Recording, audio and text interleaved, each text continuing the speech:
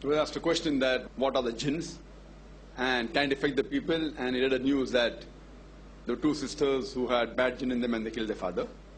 News I haven't read, but as far as jinn is concerned, there are two creations, one is the seen and one is the unseen creation. The angels don't have a free will of their own. Whatever Allah says, they believe. The human beings and the jinn, they have a free will. They can either obey Allah subhanahu wa ta'ala or they can disobey. So amongst the creation who have a free will are the human beings and the jinn. The human beings are seen creatures. The jinn, normally they are unseen. Normally, in normal circumstances, they are unseen. So these creations have a free will. So therefore the Quran was revealed for the complete world, including the jinn and the human being. Even they have a free will. Like in the human beings, there are people who follow Allah's commandments. They are the good people, like the angels, or better than the angels. Those who disobey, they become brothers of the Satan.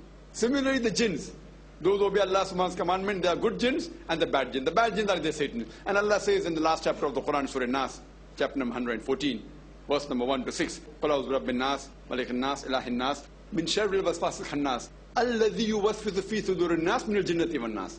That there are people who whisper in your ear and withdraw. These are the ones who are amongst the men and jinn. That means the Satan category, the evil category of two types. Amongst the jinn and the men. The men who are seen and the disobey Allah subhanahu wa ta'ala, they are the seen Satans. The unseen Satans are the jinns. So the jinns is a creation which has a free will. Like human beings that are good and bad. Similarly in the jinn also there are good and bad.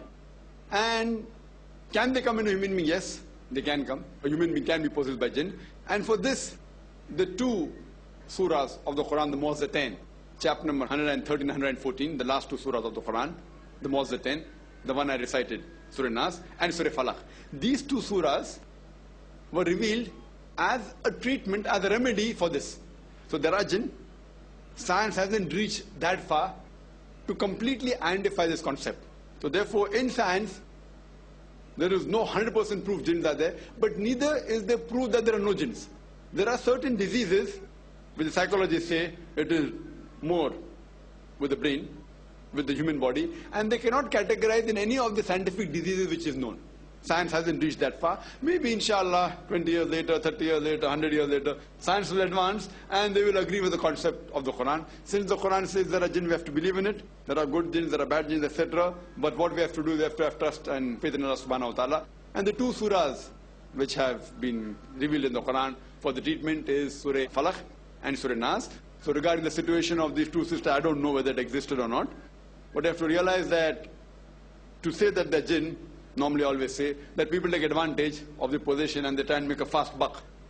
So you have people, you go in every nook and corner, in most of the religion, whether it be Hinduism, Christianity or Islam, you have religious people making a fast buck, fast money. They do something, they throw some powder, vibhuti, this, that, whether it be Baba. So we have to be careful of that. And they take away from Allah's mother. My advice to anyone who says the person is possessed, show your child or your friend to a normal doctor. Then you can show to a specialist. Then finally to a psychiatrist. And after there is no cure, then you can search and say that it can fall in the category. Because normally some of the diseases are more of psychological disease, which a layman will say it's a possession of jinn, which may not be. That doesn't mean jinn don't exist.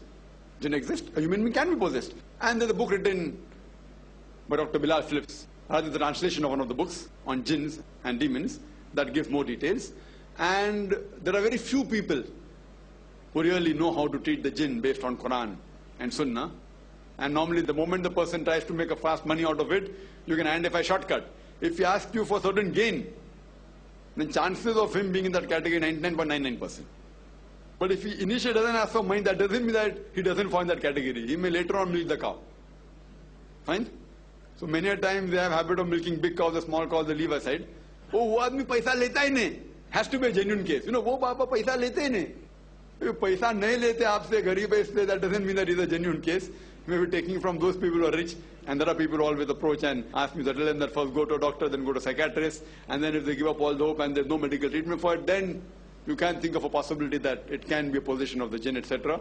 And then you have to approach a person. I should see his lifestyle. Lifestyle should be according to Quran Sunnah. If his lifestyle is not Quran Sunnah, how can he treat you? And the treatment is but natural. You have to recite verses of the Quran, there are hadith mentioning that. But those who are the specialist in that field, go to him rather than to any person, Tom, Dick and Harry. Hope that answers the question. Wa akhir da'wana alhamdulillah rabbil alamin.